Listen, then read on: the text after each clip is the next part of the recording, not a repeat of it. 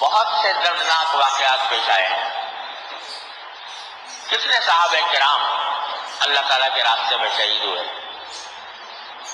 حضرت فاروق اعظم رضی اللہ تعالیٰ عنہ خلیفہ راشد، ان کو محراب کے اندر شہید کیا گیا خلیفہ ہونے کی حالت میں، اور اتفاق سے وہ بھی محرم کے مہینے میں شہید ہوئے.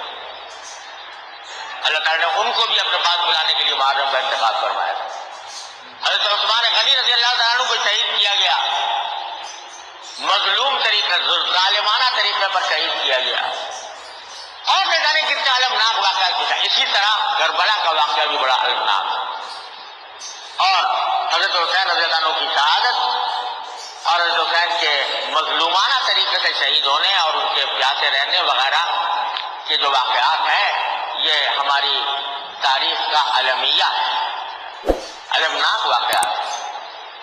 لیکن شریعت نے کسی بھی واقعے پر ماتم کرنے کا اور اس طرح شوق منانے کا کہ جس سے آدمی اپنے گریبان چاک کرے، اپنے سینہ پیٹے، اس کی قرآن کریم اور نبی کریم سرور عالم صلی اللہ علیہ وسلم نے ممانعت فرمائی تھی. لیس منا من ضرب الخدود وشق الجیوب، جو اپنے رخساروں پر تماچے مارے اور گریبان چاک کرے کسی کے سوگ میں، کسی کے ماتم میں، وہ ہم میں سے نہیں ہے، یہ فرمایا رسول اللہ.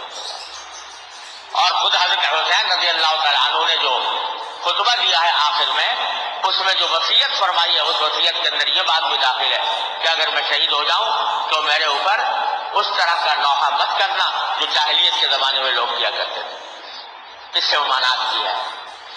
تو یہ بے شک حضرت حسین رضی اللہ تعالیٰ عنہ کی شہادت بڑا عظیم المناک واقعہ ہے، لیکن اس کے اوپر اس قسم کے طریقے اختیار کرنا جو خود رسول کریم صلی اللہ علیہ وسلم کے اور خود حضرت حسین رضی اللہ عنہ کے